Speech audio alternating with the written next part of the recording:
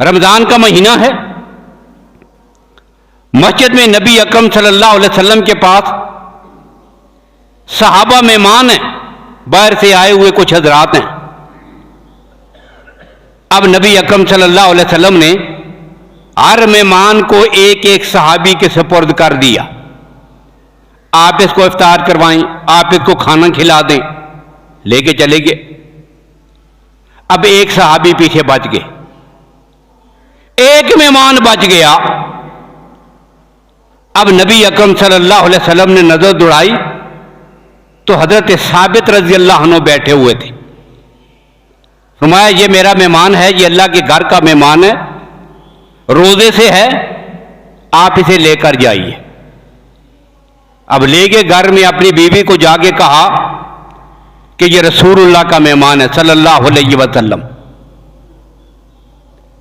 इसका रोजा है, इसे इफ्तार कराना है, इसे खाना खिलाना है, लिहाजा घर में जो कुछ भी है पीछे बचा के बच्चों के लिए भी कुछ नहीं छोड़ना, बच्चों का भी ख्याल नहीं करना, जो है उठा के तैयार करके मुझे ला के दे दो। अब वो जो थोड़ा सा खाना था वो उनकी बीवी ने अपने खामन को दे दिया। बच्चे उसी हालत में बगैर खाना खाए भूखे सो गए। ये है वो ईसार, ये है वो जज्बा अल्लाह की राह में खर्च करने का, ये वो हमदर्दी और जज्बा है कि दूसरों की जरूरत को पूरा करना है, अपनी जरूरतों को बिल्कुल छोड़ देना। अब साथ ही अपनी बीवी को एक और बात भी कही कि ज़ाहिर है मेहमान है, उसके साथ बैठ के खाना पड़ेगा, और जब मैं खाऊंगा ये थोड़ा सा खाना है जो एक आदमी के लिए बमुश्किल काफी होगा। अब दो आदमी जब मिल के खाएंगे तो मेरा जो मेहमान है इसका पेट नहीं भरेगा, इतना भी ख्याल है उन्हें। भाई शरीयत ने इतना किसी को मुकल्लिफ बनाया है कि तेरे बच्चे भूख से सो रहे हैं और तू उठा के दूसरों को दे दे, या तो खुद भी साथ बैठा है तो मजीद किसी तकल्लुफ में पड़ने की जरूरत ही क्या है, तू भी खा वो भी खाए, बस है ही इतना, सवाब मिल जाएगा तुझे, अल्लाह तो देख रहे हैं।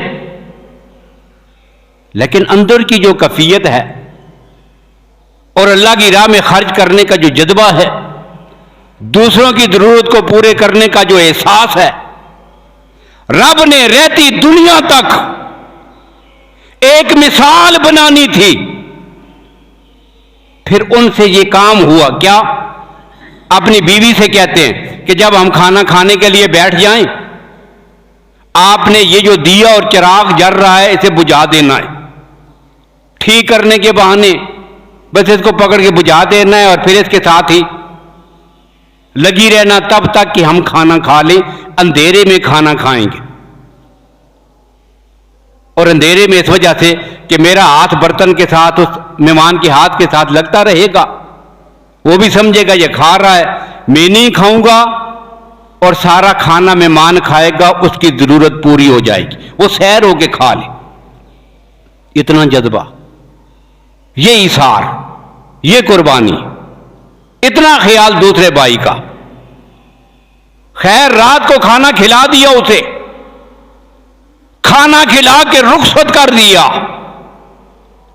अब रात के अंधेरे में क्या हुआ था इसे सिर्फ रब्बुल आलमीन की जात जानती है, या वो हजरत साबित जानते हैं रजी अल्लाह ताला। अब किसी को क्या पता कैसा मंजर था, कैसे खाना खिलाया था। सुबह हुई, यही सहाबी रसूलुल्लाह सल्लल्लाहु अलैहि वसल्लम के पास मस्जिद में हाजिर हुए,